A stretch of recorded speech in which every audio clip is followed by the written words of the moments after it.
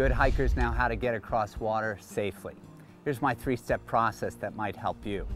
The first thing is in Sedona, when I come to the creek, I just first take a look and see how much water we're talking about. There's a big difference between a half an inch and a couple of feet.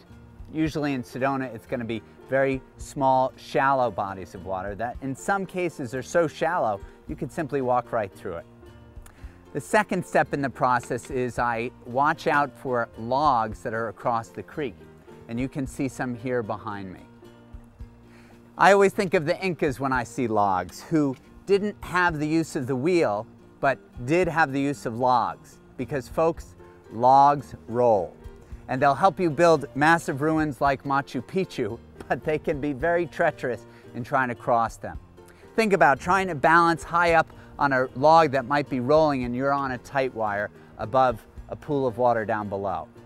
Step 3, after avoiding logs, I look for rocks. Safer and sturdier, they're a better way across the trail. If you follow me here, I tend to look for the biggest rock I can find, and if I've got my hiking pole, I can test it. If not, I'll just use a foot to get across.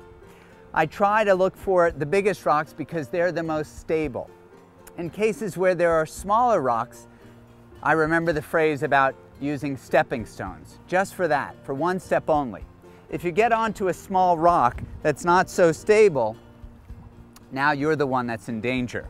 Whereas if you simply use the rock just to put a foot on it and keep going, you'll do fine.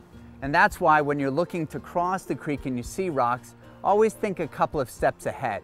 In fact, stopping for a moment before you cross at all, you can plan your route all the way across. Here I go.